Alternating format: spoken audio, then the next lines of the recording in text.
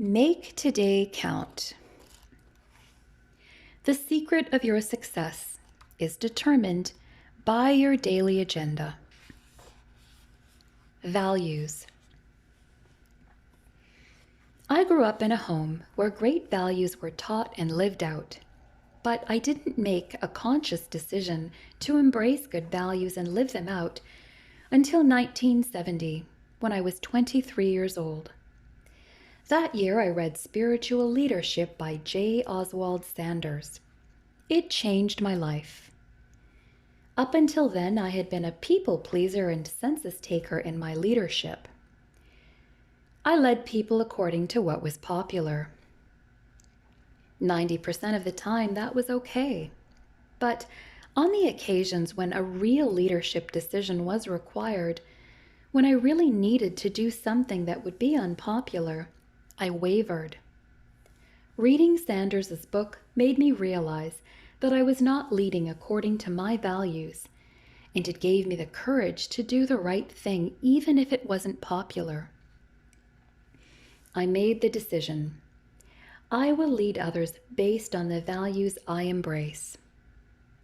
I still have my copy of Spiritual Leadership because it marked me.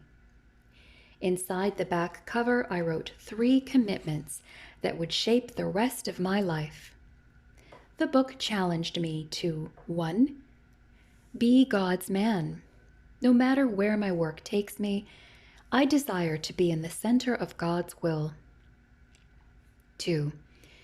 To develop my potential to the best of my ability. I will never allow myself to be lazy, indifferent, or non-committal concerning spiritually lost people. 3. To be a true spiritual leader. God is my idol, Jesus is my pattern, and the Bible provides my direction.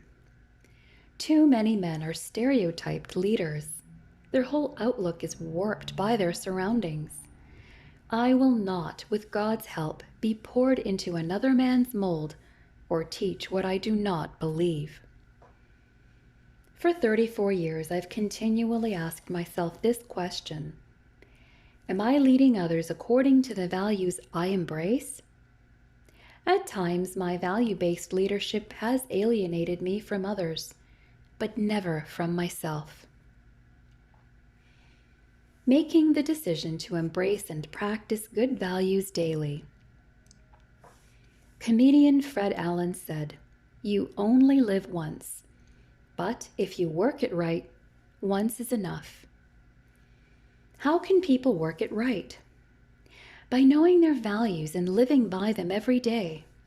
Do that, and you will have few regrets at the end of your life. Here are some suggestions to help you get started. Create a list of good values. Begin writing down any and every idea that you have concerning values. List every admirable character quality that you can think of. As an aspect of your life comes to mind, try to capture what's important to you about it. Ultimately, your values should not be determined by externals, such as your profession or your environment, but as you consider such things, you will be prompted to be thorough in your thinking. When you think you've exhausted every possible idea, set the list aside for a while, but keep thinking about it in the back of your mind. When new ideas come, add them to the list. You may also want to do some reading to stir your thinking and see if you've missed anything. After a few weeks, begin to combine ideas on the list. For example, truthfulness and integrity really overlap. So do commitment and hard work. Choose one or pick another word that better describes both terms together. Then narrow it down. You can't possibly live out 20 or 50 values, so you need to start eliminating some. Which are based on truth and your highest ideals? Which items on your list truly represent the core of your being? Which will be lasting? What would you be willing to live for? to die for. Start eliminating anything that's superficial or temporary. If you're married, involve your spouse in this process. Your lists of values may not be identical, but they should have much in common. And if any of your values seem to be at odds with your spouse's, beware. You need to talk these values through and find out where you really stand, or there will always be conflict in your marriage. Embrace those good values. Years ago, my friend Jim Dobson, the founder of Focus on the Family, delivered the commencement address at Seattle Pacific University. In it, he spoke about the midlife crisis that many people experience between the ages of 35 and 50. He said, "I believe that it is more a phenomenon of a wrong value system than it is the age group in which it occurs. All of a sudden, you realize that the ladder you've been climbing is leaning against the wrong wall. Clarifying and embracing your values can help you to prevent such a thing from happening to you." Make a decision to live your values daily. True life change begins when you decide to change your value system, because it's foundational to everything you do. My friend, Pat Williams, Senior Vice President of the Orlando Magic, once told me that when Roy Disney was asked about the secret of Disney's success, he used to say that the company was managed by values, which led to ease and good decision-making. The same is true for an individual. Physicist Albert Einstein advised, "Try not to become men of success. Rather, become men of value." Why would he have said such a thing? Because he knew that having values keeps a person focused on the important things.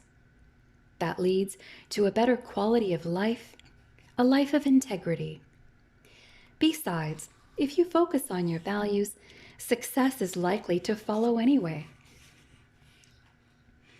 Managing the discipline of values. Managing your life according to your values isn't easy. Why? Because your values will be tested daily by those who do not embrace them. Negative people may discount you when you display a positive attitude. People without families may not understand your devotion to your family. Unteachable people won't understand your dedication to personal growth. And those whose priorities are different from yours will try to convince you to follow them or make unwise compromises. The discipline that I practice to battle this is simple. Every day, I review and reflect on my values. To help me do that, I keep a list of my daily dozen in my thinking companion, what I call a little notebook that I always keep with me so that I can write down ideas and jot down reminders of things to tell my wife. Every time I open the notebook, I see those 12 values. I also give myself the 12-minute test. At the end of each day, I spend 1 minute reviewing and reflecting on each of the daily dozen. That way, I stay on track and am less likely to drift away from living out my values. To become better at embracing and practicing your values every day, follow these guidelines. Articulate and embrace your values daily. How do you manage something as abstract as your values? Well, you begin by putting them in concrete form. Once you've created your list of values, write a descriptive statement for each one, explaining how you intend to apply it to your life and what benefit or direction that will bring. Keep that document where you can see it every day. Think about your values often to help them soak in. As you go through your day and face decisions, Measure your choices against your values. And whenever it's appropriate, talk about them. It not only cements your values in your mind and helps you to practice them, but it also adds a level of accountability. Good business leaders understand the importance of speaking about their values continually. Stu Leonard, president of a grocery store chain, says that he continually verbalizes the value of his company's customers. "We don't see customers the way you do," he says. "Our people imagine each of our customers with $50,000 tattooed on their forehead." How is that? It's simply a matter of math, he explains. $100. That's the average amount each customer spends per week. Multiply this by 50, which is the number of weeks per year customers shop in his store. Multiply this by 10, which is the average number of years residents live in his city. This adds up to $50,000, the value of each customer. When you embrace your values wholeheartedly and articulate them continually, you dramatically increase your chances of living them. Compare your values to your practices daily. The gap between knowing and doing is significantly greater than the gap between ignorance and knowledge. A person who identifies and articulates his values but doesn't practice them is like a salesman who makes promises to a customer and then fails to deliver. He has no credibility. In business, the result is that the person loses his job. In life, the person loses his integrity. In 1995, Girish Shah, an assistant controller for a division of a Fortune 500 company, was charged with embezzling $988,000 from the company over an 8-year period. He pleaded no contest in court, and he was prepared to repay $728 immediately and borrow additional money from relatives to pay the rest. The CEO of the company was outraged. To court officials he wrote, "I view Mr. Shah's crime as particularly egregious. Not only did he steal from the stockholders, but he breached the fiduciary duty placed in him by the company and his supervisors. I urge you to impress upon Mr. Shah and those others who commit similar crimes that wrongdoings of this nature against society is considered a grave matter by the Texas court and will not be condoned."